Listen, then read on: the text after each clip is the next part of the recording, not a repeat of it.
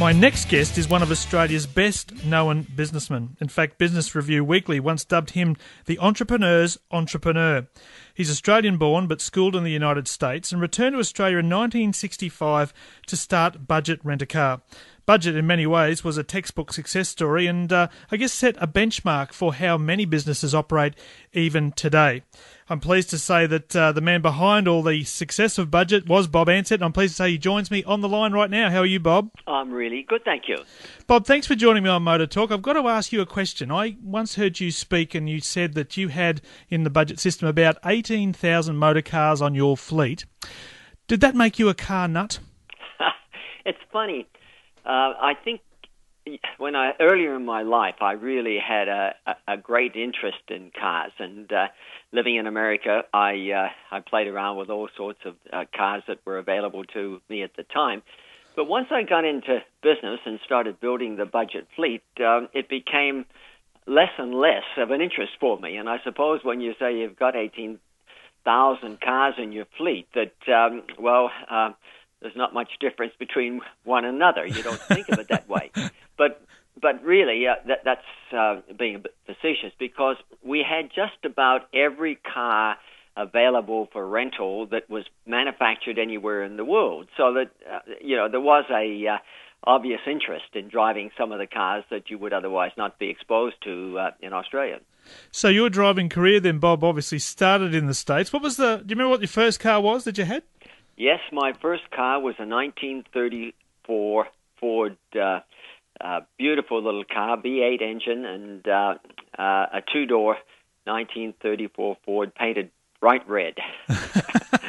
It was when I was in high school, and I had it for 2 years, my two final years of high school, and it was one I was very proud of.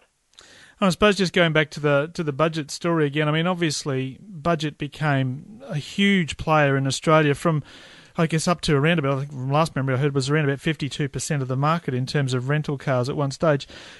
In starting that business, obviously there was that connection with cars, but what sort of drew you to the transport industry, Bob? Was that not just obviously from the family name, but what was it behind that? Well, to some degree, it probably was. When I came back to Australia, I did so with an intent to get into a business of my own, and I didn't really have any preconceived ideas on what that business would be. And over the first month that I'd come back to Australia, I did look around to see what opportunities might exist and what industries might provide the greatest opportunity.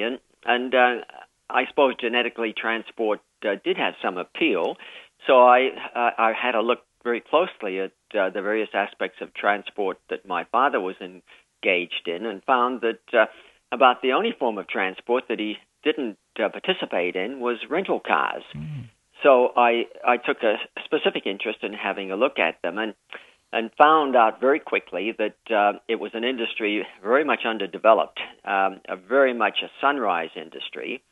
And this was largely because one company, which was Avis, had exclusive operating rights at all the airports in Australia, and they'd had those rights for something like 30 years. And as a consequence of that, competition was really limited. And when you're in an industry where there's one monopolistic business, they aren't driven or motivated by what competition is doing, and so they get a bit lazy and a bit sloppy, and as a consequence they feel no great desire or don't have the demand to expand an industry. Mm. So I thought, let's have a look at that, and perhaps if I'm successful in breaking the monopoly, there would be a real opportunity for a new entry in the field. And I suppose I also took the view that when you are a business that operates in a monopolistic environment, that you're very vulnerable when you're attacked from below, because you're not accustomed to fighting with competition. Mm-hmm. And as things turned out, it was pretty much that way. It took, from the day I started the company, it took 14 years until I ultimately broke the contract. And it was to all, at that time, 56 federal airports, which were controlled by the federal government. And it took, and only one company, that was 45 years, I think, that had an exclusive operating right on those airports.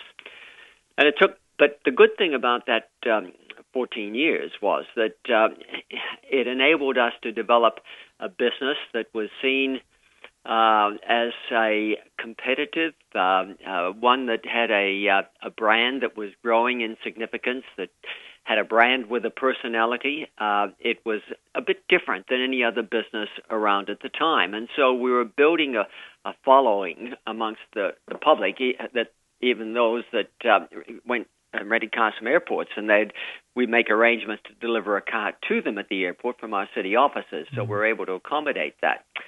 And when we finally succeeded in breaking the monopoly, with the support of the Australian public and all the editorialists and newspapers, it only took us 6 months to become market leader from being a very lowly number 4 in the marketplace. When we had the opportunity to compete, we immediately grew and overtook Avis as the market leader, taking something, I think, in the neighborhood of about $18 million of their business off them. That was in 79, so $18 million is a lot of money in those days. Yeah, a lot of money today as well, isn't it? Yeah, well, it is, too. Bob, and you touched on something there about brand, and I know from what I've studied, Budget did do things very differently, and even by today's standards, there were a lot of things that you integrated into the company that really were groundbreaking, and not just from what was happening internally, but as you also said, the brand image that then got carried through to the public. Yes, I took the view that when I started the business, and I would have been this way irrespective of whether we were limited in our market expansion through the airport monopoly, was that there's no good in going into a business if you're going to look the same as everyone else in that particular business. So I felt that what we needed to do was be very creative and build a brand with a personality. And to put it into some sort of context, the only business in Australia today that I think has done something similar, it would be Virgin. They've built a personality into their brand, as we did back in the starting in the mid-'60s. And at that time, it was very, very rare and unique. Big corporations and businesses generally didn't really place much emphasis on the brand because it requires great discipline. I mean, the behavior of employees, for example, when they're out in their own time, but they're known in a community that misbehave, it reflects on the brand. But moreover, what we did was to be able to deliver a service excellence, and this is how we were really differentiating ourselves. We needed to have a relationship with our employees was not dissimilar to the relationships that exist within families. So we looked upon each employee as an extension of our family. And so we did things like being very early in the piece, perhaps one of the first, if not the first company to introduce health insurance. And then we encouraged our employees, this is back in the early 70s, to quit smoking, and we gave them bonuses if they quit smoking. And then we decided that we wanted to get them fitter so that their energy levels would be sustained throughout the day. And we set up fitness programs and initially funded them to 50% of an approved fitness program for any employee in the company. And we had a good many takers. And then later we moved into going to the football clubs around the country and arranging for the trainers at the various football clubs to take us for an hour's training before work 3 days a week. And so it's all those sort of, and we made sure that all our executives and senior management, as part of a family-run business, you would expect to behave in a fashion that caused them to spend at least one day every month working in the rental environment or the retail environment, so that we were working alongside our employees in where the action is, so to speak, and understanding our customers and understanding any issues that our employees might have. So, I mean, these things were really breaking new ground that had, to my knowledge, had never been tried before, certainly in Australia.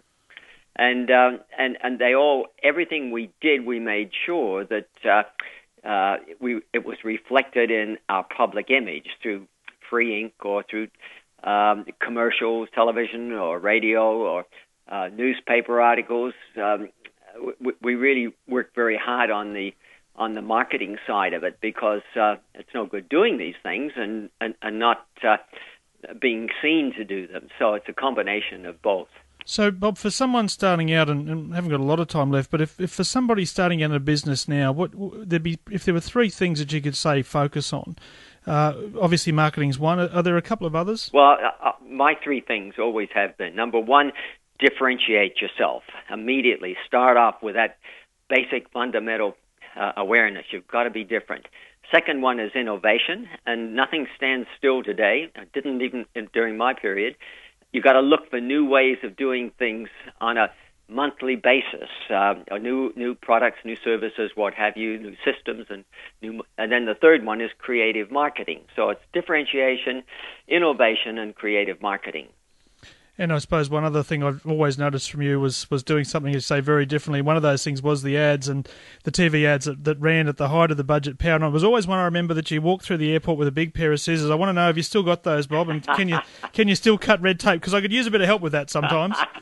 You bet. Just point me in the right direction. I'll be there to help. Bob Ansett, it's a fantastic pleasure to talk to you, my friend. Take care and we'll stay in touch. But thanks for joining One Motor Talk today. It was my pleasure. Nice to talk to you too. Thanks, Bob. Bye.